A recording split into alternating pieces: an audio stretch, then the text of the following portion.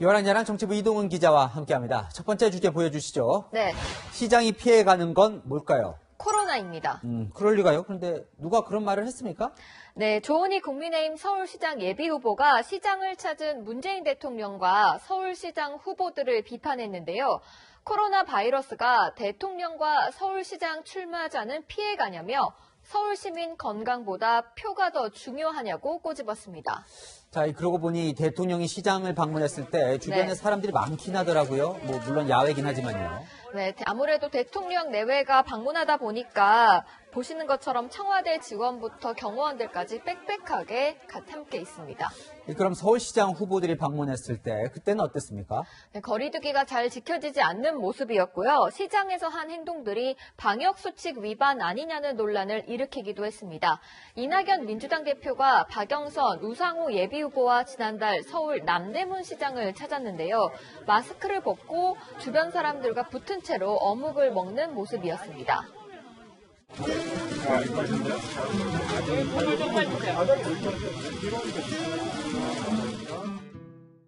자, 지금까지 여당 후보 봤고요. 네. 물론 야권 후보들도 별반 다를 것 같지 않다 이런 생각도 드는데.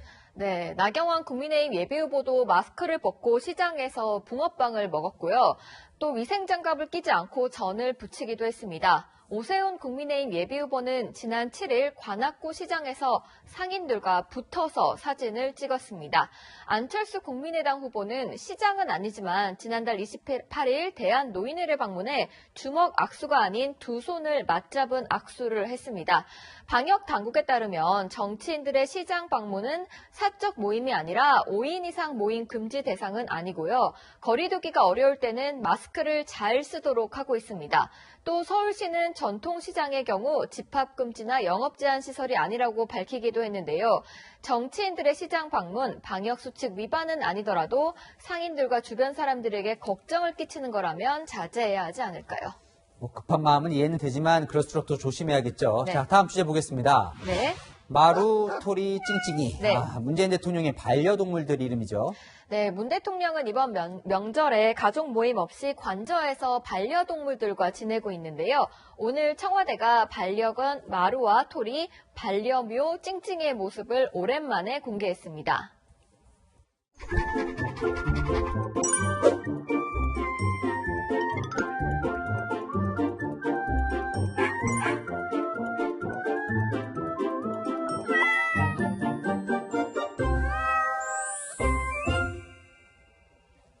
귀엽네요. 이들도 네. 벌써 5년 차가 됐군요. 이 반려동물과 함께하는 모습 보면 더 친근하거나 부드럽게 이렇게 느껴지긴 해요. 네, 지난해 우리나라 반려동물 양육 인구가 1,500만 명을 넘어서서 반려동물은 표심과도 직결되고 있습니다. 이재명 경기도지사는 반려동물 복지센터를 찾아서 고양이를 보살피는 모습을 보여줬고요. 이달 초 이낙연 민주당 대표는 동물 의료체계 확립 방안을 논의했습니다. 대권 후보로 거론되는 윤석열 검찰총장도 반려견과 산책하는 모습이 포착됐는데요. 이 반려견 이름이 공교롭게도 대통령이 키우는 유기견 토리와 이름이 같습니다. 그래요? 자, 마침 오늘부터 동물보호법 개정안이 시행된다면서요? 네, 반려동물을 만약에 버리면 300만 원 이하의 벌금형을 받고 전과자가 될 수도 있습니다. 한 번 동무는 평생 동무라는 걸 잊지 않았으면 좋겠습니다. 요즘 보면 반려동물도 양극화가 점점 심해지는 것 같아요. 지금까지 여랑야랑이었습니다.